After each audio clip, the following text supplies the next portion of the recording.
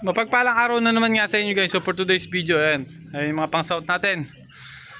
So ito yung iahabol natin. Asan ba? Ayun, ayun. Ay sa taas yung iahabol natin.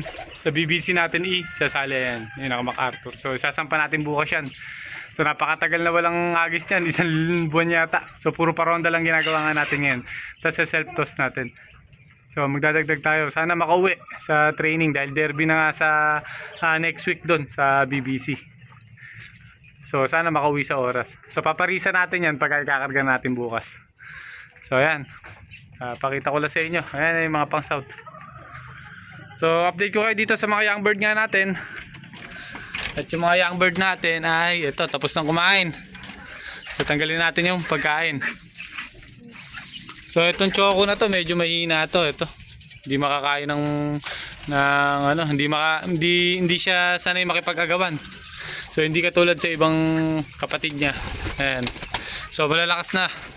So pagka nakipag-agawan dito sa patukaan nga natin, talagang nakikipagbardagulan. So itong choco na to medyo mahinay katawan kaya nga. So palalakasin pa naman natin yan. Pero hindi ko kasi hindi ko kasi inihiwalay. Dati naghihiwalay ako ng young bird, tapos pinakakain ko na solo. Ngayon hindi. Kung hindi sila makakain, wala tayong magagawa. So kung alin lang yung malalakas yung katawan o yung nakikipagbardagulan, yun lang ang matitira. Sabi nga, palakasan yung sasalihan natin. So kailangan malakas yung mga young bird natin. So yung mga Morris namin na yun, napakalalakas nun. Mas bata pa dito. Kasi inbreed kasi rin. Pero tingin ko lalakas naman dahil masigla naman. Ito dalawang choco malakas. Ito medyo mahina. Itong nasa gitna na. Ay, nasa gitna.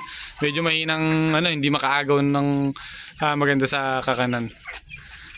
So yan yung mga young bird nga natin ngayong north sa summer. So meron pa ako ditong isang young bird. Ayan, gagandang young bird do.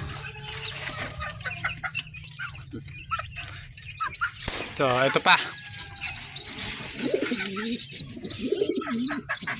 So ito ganda ng bluebird na to.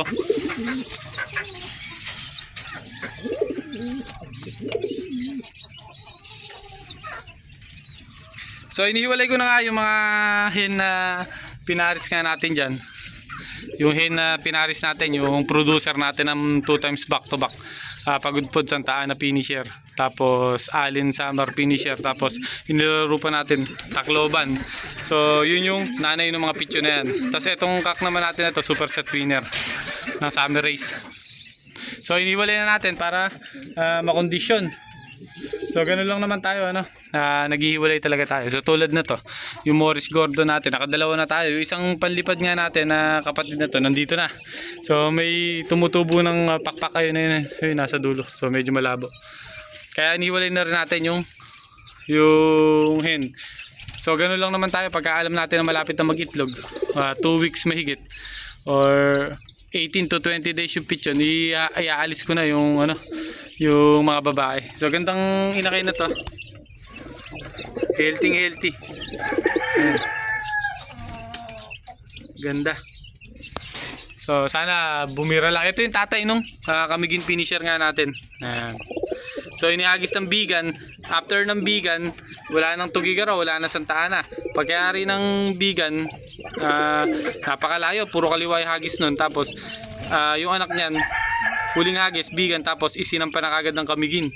So dumaan sa Santa Ana, tapos binangka pa. Dinala pa sa isla doon, tinawid dagat. So ganun kagilas din yung anak niyan. Yan. Yan yung tatay nung kamigin natin. So yun nga ito yung mga na gagamitin natin. So ito yung mga ginamit nga natin, ito yan. Yan yung nanay nung back to back natin. So pinahinga natin, tapos ito yung pinaris ko sa kamigin na tinanggal ko na rin. Yung sa tatay nung kamigin. So ang gagamitin ngayon natin na breeder para sa south. So maghahanda na tayo magsusuksok tayo kahit 2 PHA na MacArthur para kahit papaano ba yan. So ito yung gagamitin ko sa PHA MacArthur. Ayan yung hen natin na Morris na yan. Nanay nung 2 nililipad natin ngayon. Tapos ito yan, 2 hen na yan. Yan yung gagamitin natin sa south race breeding. So magsusuksok ako siguro 6. 2 sa CL, 2 sa GR, 2 sa BBC. So, tingnan natin kung ano mangyayari. So, dalawa-dalawa na lang tayo.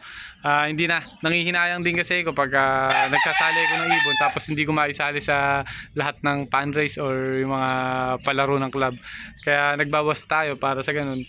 Kung sakali may palaro yung club, kaya natin salihan lahat.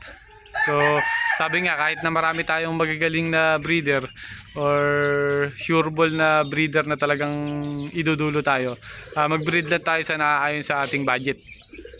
Kasi pagka hindi natin kayang sustentuhan, manghihinayang ka lang sa ibon.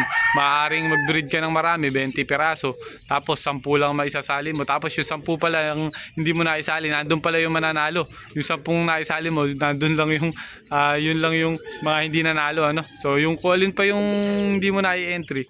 Yung pa pala yung mananalo. So sayang naman, kaya hanggat maaari pagka nag-breed ako, talagang gusto ko inililipad talaga lahat para sa ganun malaman natin, hindi tayo manghihinayang na sayang ito lang ang in-entry ko, hindi natin alam kung yung mga hindi mo na-entry yun pala dapat yung mananalo sa loft mo. Kaya ayun lang ang matitips ko or matitimbre ko sa mga newbie na naglilipad.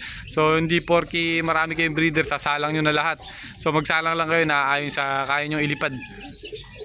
So tulad ko ngayon, 2 pares na lang isasalang ko kasi siyempre may pamilya na tayo. Hindi pwedeng nakapokus lang tayo sa ibon. So kailangan talagang unahin muna natin yung pamilya natin. Kaya kung sakali na mag-breed tayo, dalawa-dalawa na lang. So total dumudulo naman yung mga binibreed naman natin. Kumbaga hindi sayang yung panahon natin sa pag-breed. Basta nasanay natin ang young bird, dudulot dudulo. So yan lang yung 2 hen na gagamitin ko. Tapos ito nga pala, so update ko kayo guys. Ito nga pala yung nanay nung kamigin natin. Ayan. So yun yung tatay. So pagbabalikin ko sila, pagbabanggain ko sila. Yan yung nanay ng kamigin saka yung tatay ng kamigin. Pagbabalikin ko. So dito. Tapos yung white feather na Morris Gordon, dito ko ipapares. Pag naalis ko na yung young bird nila, ipapahinga ko yung cock. So yung 2 cock na yun, ipapahinga ko siguro ng mga 1 linggo, 2 linggo. So tingin ko mga 1 linggo okay na kasi babad naman lagi pagkain yan. Yung katawan nila hindi magbabago. So 1 linggo, pa-flashing ko lang, deworm ko tapos paliliguan ko. So sasalang ko na para sa ganun maganda gulang ng mga young bird natin para sa south. So maganda rin magugulang sa south basta sanay ka na kung paano gagawin mo diskarte para hindi magitlog yung mga hen. So yun lang advantage ng mga medyo bata na kalapate sa south. Hindi kagad sila nag-iitlog. Pero sa akin kasi sa experience ko, kahit na matanda na yung inilaban mo, basta nasa proper training ang gagawin mo, hindi mag-iitlog. So tulad ngayon, wala akong nag-iitlog na kalapate.